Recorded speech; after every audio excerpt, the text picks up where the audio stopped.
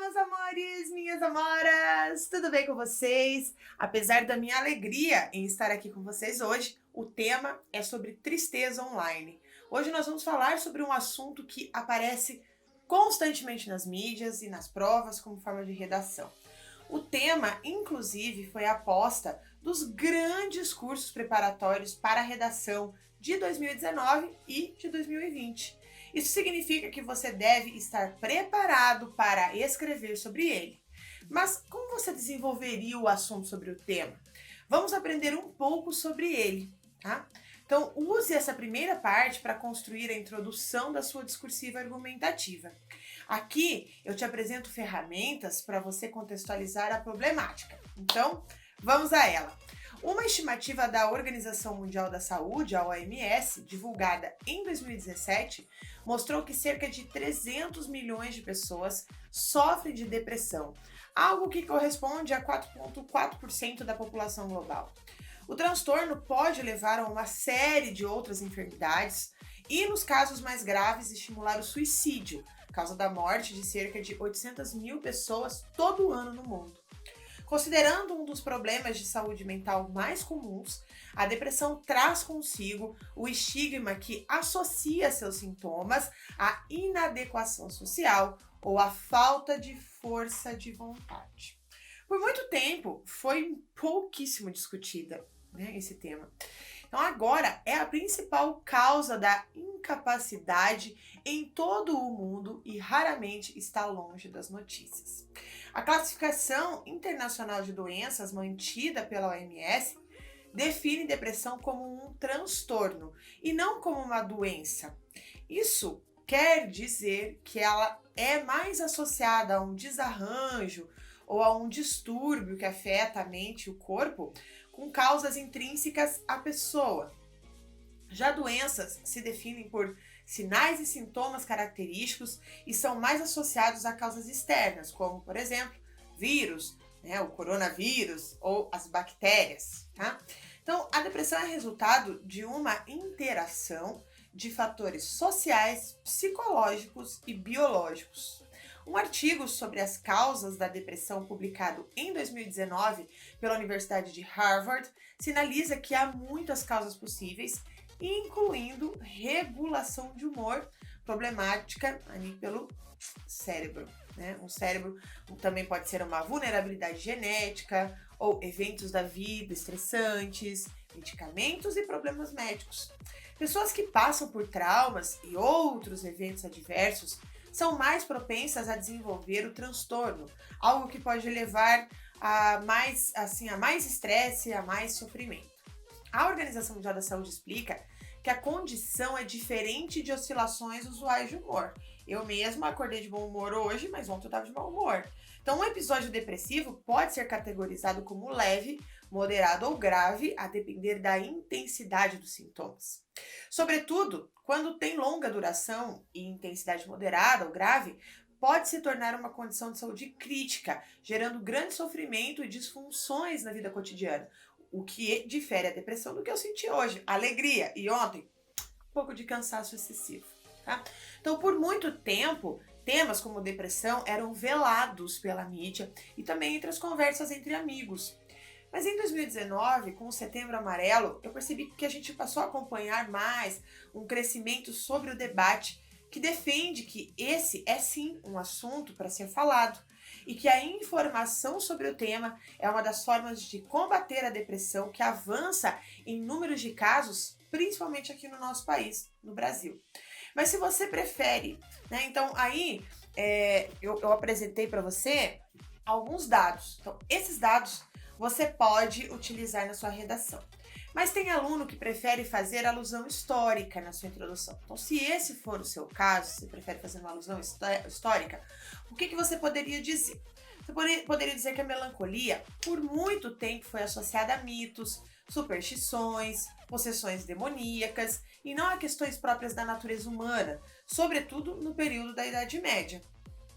Foi só na passagem do século XVIII para o XIX que a ideia foi lentamente substituída pelo conceito moderno de depressão, fruto do desenvolvimento do conhecimento sobre a anatomia do cérebro e também da ascensão da psiquiatria e da psicologia. O termo depressão, né, como a gente usa hoje, a gente vê na televisão, a gente faz as provas, começou a aparecer nos dicionários médicos por volta de 1860. O século XX foi um marco no tratamento e compreensão da depressão. De acordo com o livro A História da Melancolia, o advento dos primeiros psicofármacos que exigiram critérios diagnósticos mais precisos para suas aplicações e também a criação da Organização Mundial da Saúde lá em 1948 impulsionaram a tentativa de desenvolver uma classificação internacional de doenças, então traumatismos e causas de morte, e consequentemente aí tentar padronizar e compartilhar as suas definições.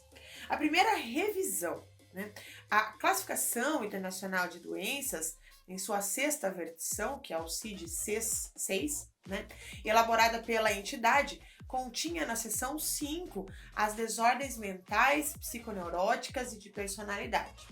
Em 1952 foi criado o primeiro DSM. O que é um DSM? É o Manual de Diagnóstico e Estatística das Perturbações Mentais, que foi dedicado exclusivamente à saúde mental. Mas a primeira edição ainda contemplava a ideia de que a depressão poderia ter dois tipos: a endógena, consequência de oscilação de humor, e a depressão reativa, né, fruto de uma resposta do paciente a eventos externos. Ou seja, o transtorno era encarado não como uma consequência de uma interação de fatores, mas como exclusivamente biológica ou exclusivamente fruto de fatores externos. A ideia de que a depressão envolve uma interação gene, ambiente, né, aquela coisa assim que é um conjunto de coisas, passou a ser discutida somente nas últimas décadas do século XX. E a dicotomia entre depressão endógena e exógena só foi abolida na publicação da terceira edição do manual, lá nos anos 80.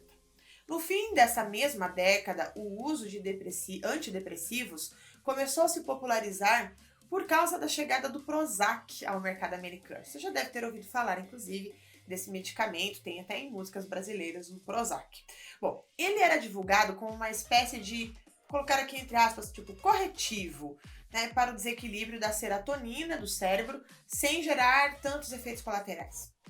Bom, agora, se você acha que não gosta de história, né, não gosta de história, acha muito difícil falar sobre história, a história tem muitas informações aí, né, e você quer ser mais direto, você pode fazer a sua introdução definindo o que é a depressão. Se você quiser fazer isso, tá permitido, tá?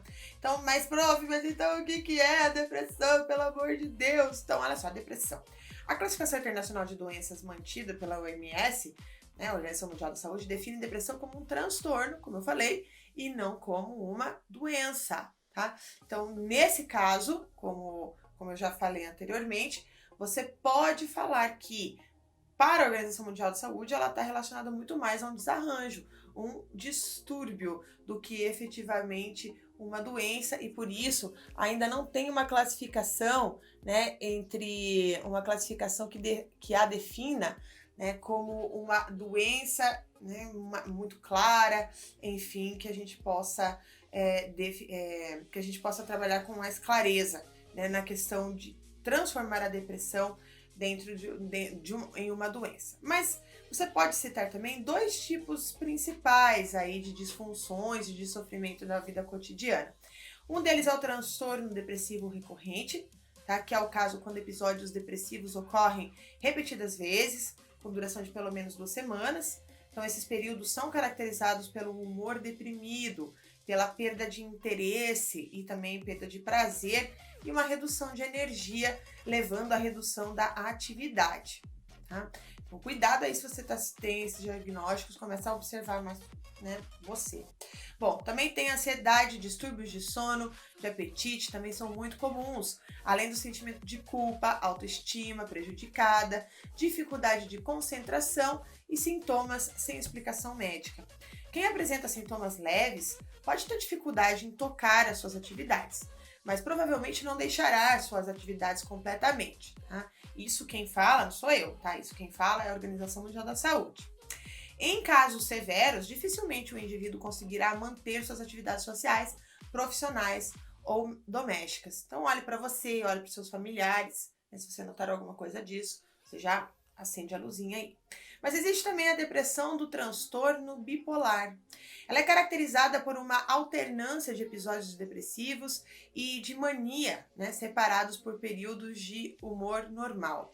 Então são episódios maníacos, né? Episódios maníacos são caracterizados por humor exaltado ou irritado, hiperatividade, fala frenética, autoestima inflada, né, e aceleração de pensamento e necessidade menor de sono, tá? Beleza. Chega de contextualização, né? A gente já fez muita contextualização para a introdução. Então agora nós vamos para uma sugestão para a sua tese, que você tem que apresentar a tese também na introdução. Você contextualizou antes, agora vamos para a tese. O assunto sobre depressão cresceu tanto que os transtornos psicológicos viraram humor na internet. O que devemos pensar é que memes sobre temas como depressão e traumas ajudam a tirar o estigma de assuntos sensíveis, mas podem contribuir para disseminar informações imprecisas. Lembre-se que o nosso tema de hoje é a tristeza online. Então você vai ter que citar o quê? O mundo online.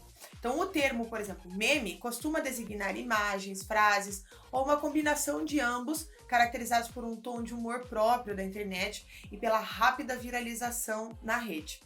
Com certa frequência, no entanto, essa comicidade vem acompanhada de exemplos de mal-estar psicológico. Então, brincar com a depressão, né, com a ansiedade e sessões de terapia nas redes sociais se tornou comum, em particular entre os jovens. Um exemplo é a expressão gatilho, que vem do inglês trigger, né? Com a origem na psicologia, o termo faz referência a eventos que podem desencadear uma reação emocional intensa, associada a um trauma, e faz parte da linguagem usada para tratar de sintomas da síndrome de estresse pós-traumático.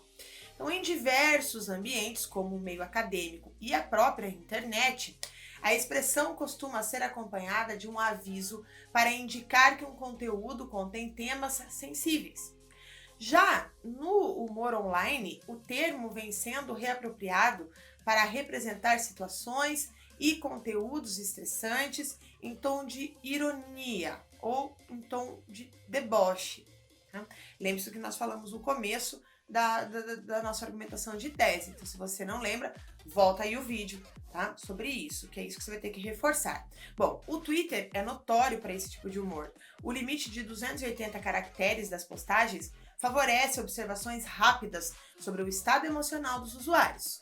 A rede social é fonte de muitas piadas que são posteriormente reproduzidas como capturas de tela em outras mídias.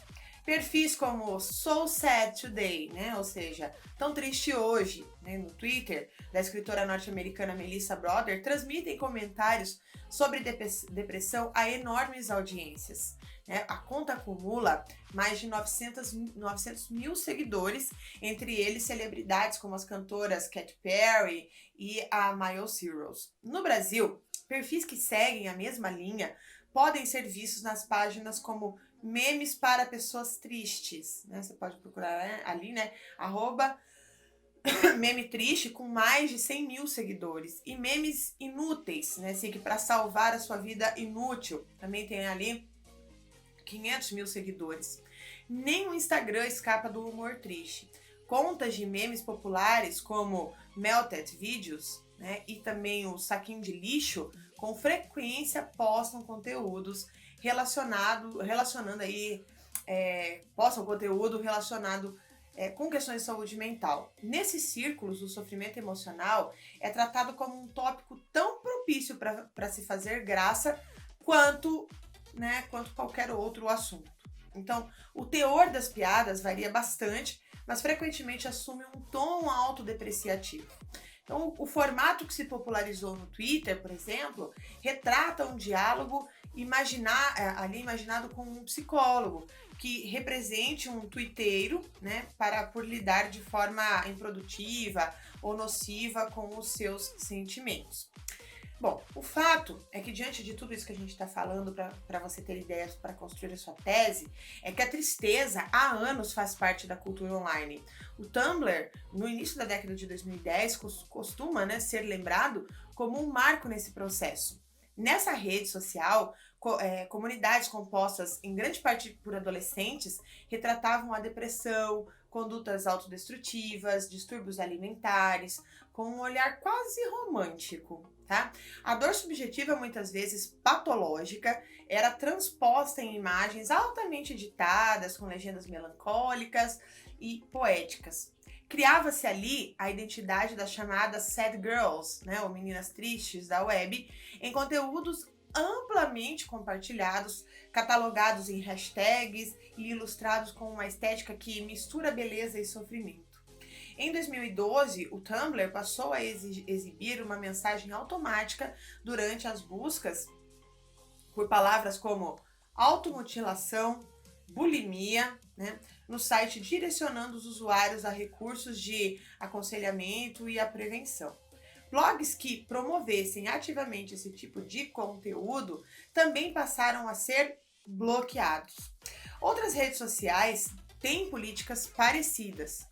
Então, a popularização de uma linguagem que inclui aí, inclusive, e brinca com transtornos psicológicos, também acompanha um aumento nos casos diagnosticados de doenças, né? No caso de doenças mentais ao redor do mundo. Então, diversas pesquisas indicam um crescimento da proporção de jovens que sofrem com distúrbios como depressão e ansiedade. Tá? Bom, então esse seria o nosso primeiro argumento. Bom, agora nós vamos ao desenvolvimento da sua redação. Você pode dizer que a popularização dessas temáticas no humor online divide opiniões. Uma leitura positiva, por exemplo, do fenômeno, associa a capacidade de se brincar com a saúde mental com uma forma ou um esforço para eliminar o estigma que esse assunto carrega. Como você sabe, por muito tempo ele ficou velado, não se falava sobre ele. Então, por meio de postagens engraçadas nas redes sociais, as pessoas estariam ampliando a conscientização sobre transtornos psicológicos e sobre os caminhos para se obter ajuda, como terapia, por exemplo. Um recurso antes visto com um baita de um preconceito, tipo, você faz terapia? Né? Então, hoje já é muito mais comum, porque se fala mais sobre isso. Além disso, o compartilhamento desses memes serviria para criar um senso de comunidade em termos de sofrimento emocional, uma resposta à percepção de isolamento e incompreensão que comumente acompanha os distúrbios psicológicos, como a depressão, por exemplo. Para Cherry Bailozes, que é uma pesquisadora da Universidade de Sydney, que estuda, inclusive, como as pessoas com doenças mentais se expressam nas mídias sociais, é um estudo que tem aumentado cada vez mais, tá? Os memes tratam as experiências em comum, né? Então, é uma forma de normalizar os problemas pelas quais os depressivos estão passando, e é também uma forma de aliviar, de oferecer um alívio cômico, né? Segundo ela, a escolha do humor como abordagem ao tema também seria uma forma de criar um distanciamento do assunto. Mesmo quando se discute tópicos difíceis e normalmente evitados, né, seria uma forma. Então, esse ponto é ainda muito relevante quando associado à anonimidade, né, que a internet proporciona, né? Então, você ser anônimo ajuda a se comunicar. Mas se você não concorda com esse posicionamento, você pode apresentar o outro lado da moeda, tá? Só cuidar para não se contradizer na redação. Não pode falar os dois e defender os dois, tá? Então, muitas das publicações extraem sua comicidade, meu Deus, de uma perspectiva conformista ou fatalista, pois o próprio formato das postagens encoraja uma complacência. Então, se no mundo dos memes, né, sobre saúde mental, houvesse possibilidade de melhora ou escape das doenças mentais, as piadas deixariam de ter graça. Então, memes sobre saúde mental demandam uma sensação de desesperança por parte daqueles que o consomem para que ele funcione. Tá? Então, ao mesmo tempo, conteúdos sobre transtornos mentais sérios acabam sendo disseminados e usados também por pessoas que não necessariamente sofrem com eles.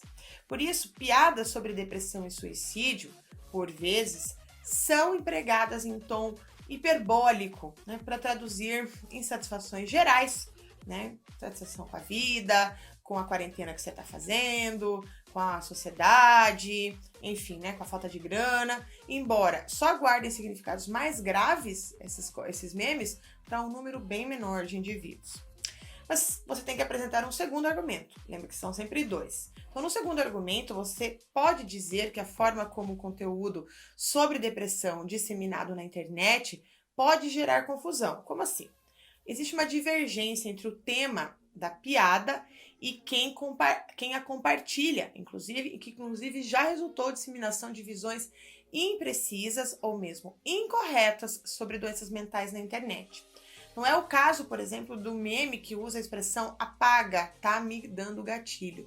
A brincadeira começou na web brasileira, quando uma reclamação sobre um suposto gatilho publicado no Instagram foi amplamente criticada, considerada inadequada e excessiva. Desde então, a palavra começou a ser usada em contextos impróprios, como forma de zombaria, e depois se tornou uma expressão jacosa de desconforto frente a conteúdos sensíveis, bem distante da seriedade de seu sentido original, por exemplo. Então aí é uma questão importante também para você saber. Outra coisa importante é que o termo dissociação ou dissociar também se tornou foco de confusão na web, principalmente em postagens em inglês, porque a palavra define um mecanismo de defesa em resposta ao trauma, né, marcado pela desconexão entre mente e corpo, pela perda de noção da realidade e até amnésia. Nas redes sociais, o termo foi adotado como equivalente a sonhar acordado ou perder-se em seus pensamentos. Ah, professora, não gostei desse argumento. Bom, outro caminho que você pode tomar é como o estigma da depressão dificulta o tratamento. Então, a internet geraria uma falta de estigma, de uma diminuição do estigma. Porque desde que as pessoas que sofrem com depressão pararam de ser associadas a superstições, mitos, bruxarias, a percepção sobre saúde mental tem melhorado. Então, permanece, no entanto, o estigma do deprimido como alguém que não se adequa, que é fraco ou se esforça pouco para encontrar uma solução para os seus problemas, para os seus sintomas. Então, embora existam tratamentos eficazes para o transtorno, que são baseados principalmente em psicoterapia e uso de medicamentos separados ou em combinação, menos da metade da população afetada, né, globalmente a gente está falando, isso em vários lugares, por exemplo, menos de 10% recebe assistência. E o preconceito com relação à doença é um dos fatores que leva a essa estatística. Portanto, falar sobre isso na internet seria uma forma de reduzir essa estatística, porque apesar de ser um dos quadros mais comuns do mundo atualmente, a depressão, assim como outros problemas relacionados à saúde mental, é um tabu. Então, o preconceito em torno do transtorno mobilizou campanhas públicas focadas na empatia com quem sofre de depressão e também estimulou músicos, artistas e outras figuras conhecidas a lidar publicamente com os seus problemas psicológicos. Talvez você tenha acompanhado algum artista ou até mesmo seu artista preferido. Então, isso impulsiona uma maior conscientização sobre o tema e, consequentemente, maior aceitação do diagnóstico. Há 10 anos, por exemplo, nunca teríamos visto uma lista assim, de famosos falando sobre a sua saúde mental. Eu, por exemplo, jamais imaginaria que encontraria aí youtubers, né, humoristas, enfim, padres, né, enfim, tanta gente que apareceu aí falando sobre depressão. Isso não era uma coisa comum, isso na verdade não acontecia, tá? Uma pesquisa de 2014 de uma organização britânica de saúde mental sugere que 28% dos 2.000 entrevistados que conseguiram falar de um problema psiquiátrico, por exemplo, né, com um ente querido, como consequência direta de uma declaração pública feita por uma pessoa famosa. Olha só que legal. Então, além disso, outros 25% que ouviram uma celebridade falando das suas dificuldades começaram a pensar em seus próprios problemas e acabaram pedindo ajuda. Ou seja, né? Isso significa que a informação, sim, pode ser uma forma de combate, né, para a depressão no mundo e o suicídio, né? Bom, outros obstáculos. O estigma social em torno dos transtornos mentais é apenas uma das barreiras do acesso ao tratamento de depressão no mundo. Então, por exemplo, a falta de recursos de profissionais treinados, as avaliações imprecisas também figuram entre os fatores que afastam pacientes do atendimento adequado, segundo a Organização Mundial da Saúde.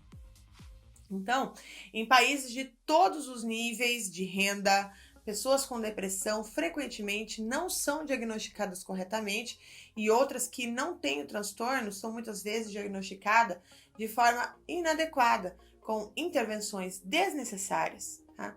Isso tudo, quem falou, que você pode usar na sua redação, foi a Organização Mundial da Saúde. No Brasil, segundo a Pesquisa Nacional de Saúde, em 2013, a maioria dos depressivos não recebe nenhum tipo de tratamento e a maior parte dos que se tratam recebe apenas medicamentos, ou seja, não passa por nenhum tipo de psicoterapia. O estudo não aponta um tipo de tratamento como superior ao outro, tá?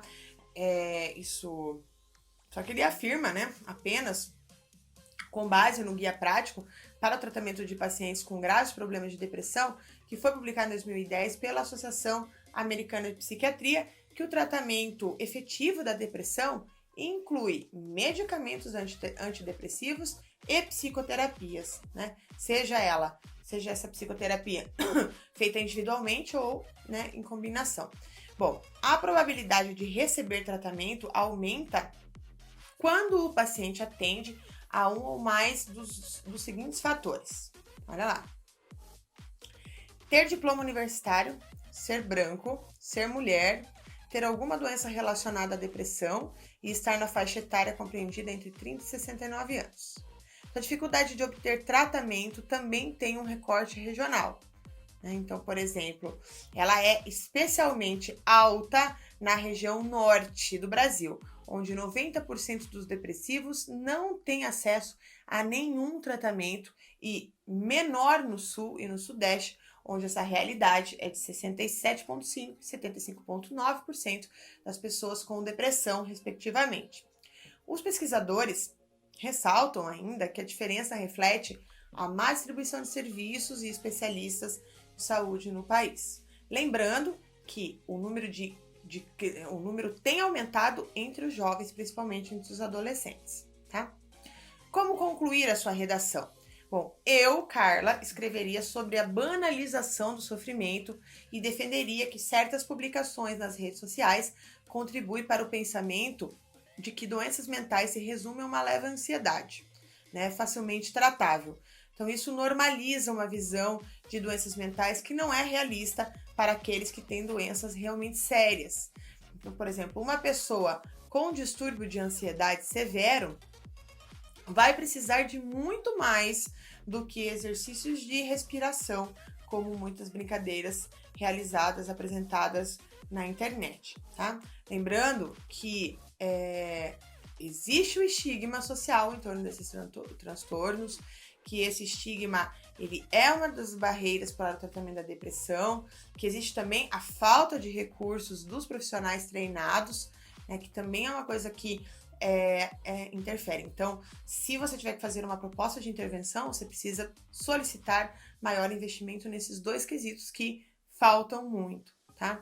Então, várias teorias têm surgido aí, inclusive, para tentar explicar o aumento dos casos dos transtornos mentais entre jovens, que eu acabei de falar, sobretudo a depressão. Então, uma das principais é aquela que associa o problema ao fortalecimento das redes sociais. Então, você pode colocar isso na conclusão também. Não defender o que tem que fazer, mas associar a esse aumento, tá? Que a combinação da instabilidade de humores, sobretudo na adolescência, com o uso excessivo de redes, que são espaços de autoafirmação e excesso de informações, seria o principal fator para o declínio da saúde mental entre crianças e jovens, né? Então, por quê? Foi feita uma reportagem na BBC falando sobre o cérebro em desenvolvimento, e eles mostraram que esse cérebro ele cresce de modo assimétrico.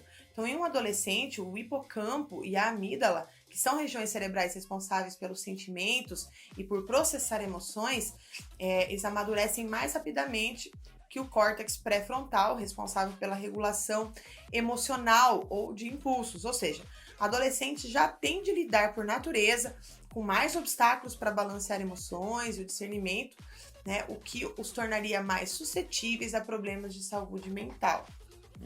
Então, você também poderia colocar essa relação da internet com o uso, né, da internet pelos adolescentes, que são aí a faixa que mais cresce no mundo entre os suicídios. Essa vulnerabilidade, segundo os especialistas dos adolescentes, é agravada pelos efeitos das redes sociais, em função da menor interação interpessoal ao vivo, né? Então, um tempo reduzido de sono, causado pelo excessivo uso dos aplicativos e a baixa autoestima em um ambiente de autopromoção constante, como é o Instagram, por exemplo, tá todo mundo sempre lindo, né?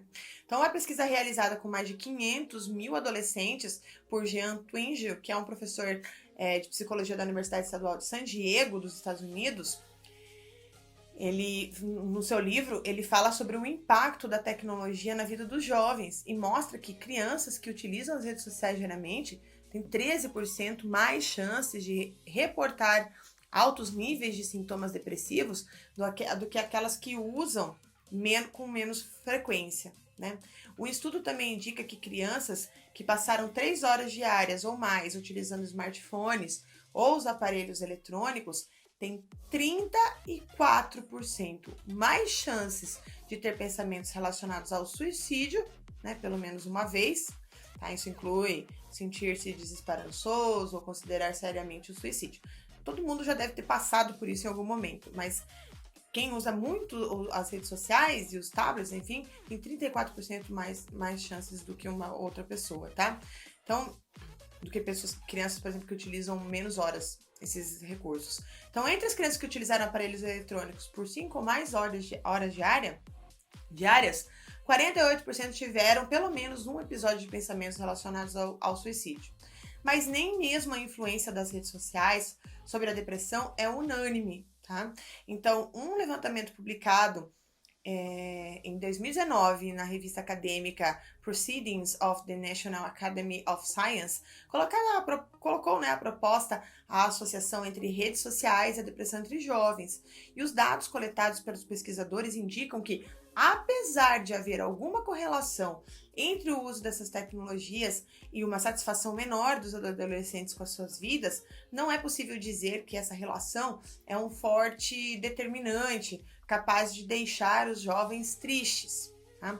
Também tem intitulado o efeito duradouro das redes sociais na satisfação da vida entre os adolescentes, algo assim. Foi um trabalho realizado por pesquisadores da Universidade de Oxford, né, e também da Universidade de Hohenheim, né, a partir de dados coletados entre 2009 e 2016, eles fizeram um levantamento ali no Understanding Society, que é um levantamento periódico realizado em mais de 40 mil lares no Reino Unido, que inclusive é o governo britânico que financia. E na opinião desses pesquisadores, a discussão sobre o tema é excessivamente tomada por hype midiático, né, sem fundamentação. Então é necessário que cientistas adotem uma postura mais criteriosa, né, no momento de publicar e, enfim, as suas pesquisas. Bom, então aqui você tem vários argumentos também para a sua conclusão, né? Como eu falei, eu seguiria um caminho, mas existem outros caminhos que você pode tomar, né? E todos eles são válidos desde que você sustente com as informações que eu acabei de passar aqui. São dados, são pesquisas, coisas relevantes que você vai levar para a sua prova. Espero que você tenha gostado. Não se esqueça de dar like nessa aula, não se esqueça de compartilhar com seus amigos e fazer agora a sua redação. Um grande beijo e até mais!